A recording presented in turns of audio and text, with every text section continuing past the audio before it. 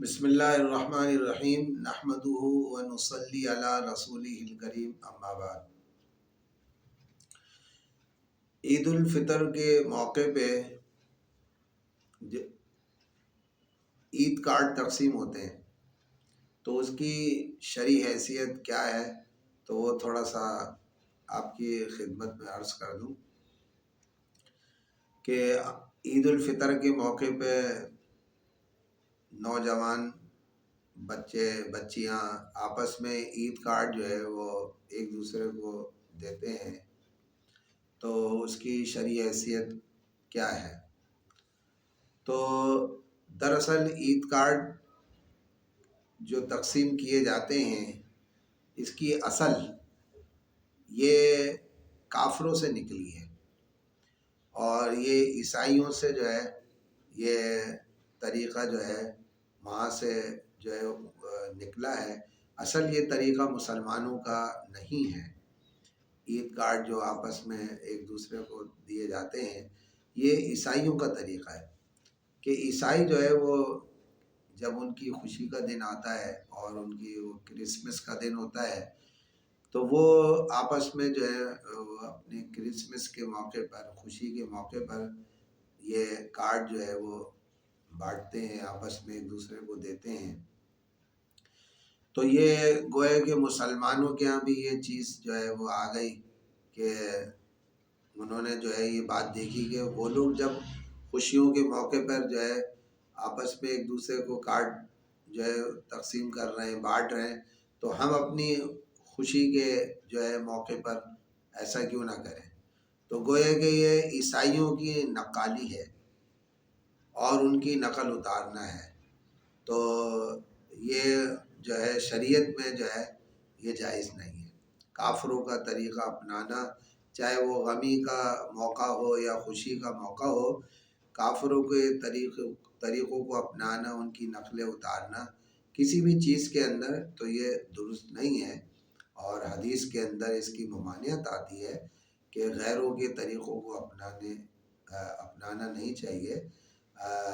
بلکہ اس طرح حدیث میں آتا ہے، آپ صلی اللہ علیہ وسلم نے فرمایا کہ من تشبہ بقوم فہو منہم، کہ جو جس قوم کی مشابہت اختیار کرتا ہے تو اس کا حشر اسی کے ساتھ ہوگا۔ تو گویا کہ یہ جو ہم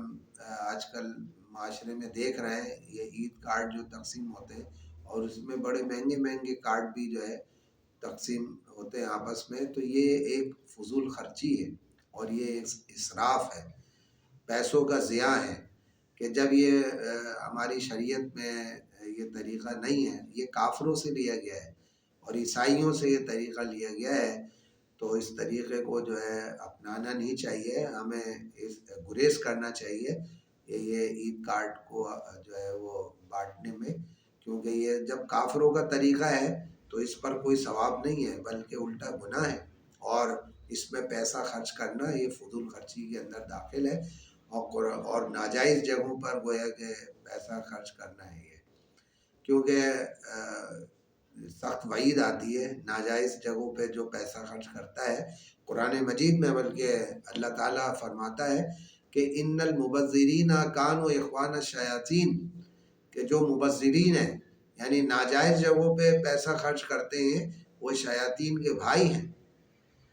تو یہ بھی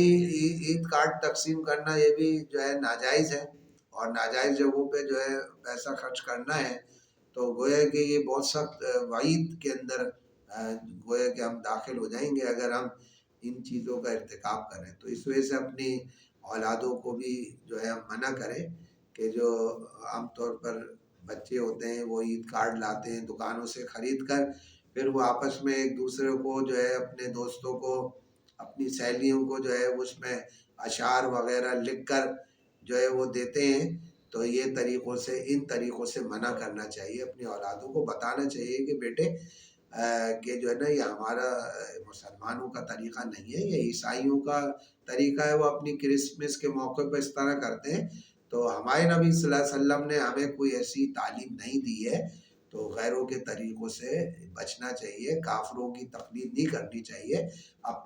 ہم اپنے نبی صلی اللہ علیہ وسلم کو فالو کریں، ان کے طریقے دیکھیں، اس پر اللہ تعالیٰ ہمیں دنیا میں بھی آخرت میں بھی چمکائے گا. غیروں کے طریقوں کو اختیار کریں گے، چاہے خوشیاں ہوں یا غمیاں ہوں، تو اس پر جو ہے وہ ثواب نہیں ملے گا، بلکہ قیامت کے دن پکڑ ہوگی کہ اپنے نبی صلی اللہ علیہ وسلم کے طریقوں کو فالو کیوں نہیں کیا، اپنائے کیوں نہیں، غیروں کے طریقوں کو کیوں اپنائے. کیونکہ کافروں کے سارے طریقے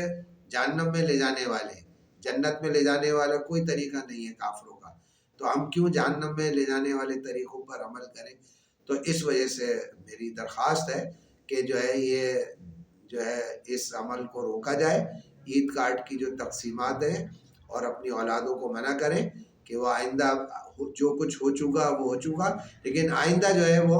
کوئی ایسے عید کارڈ کے آپس میں تقسیم نہیں کریں گے،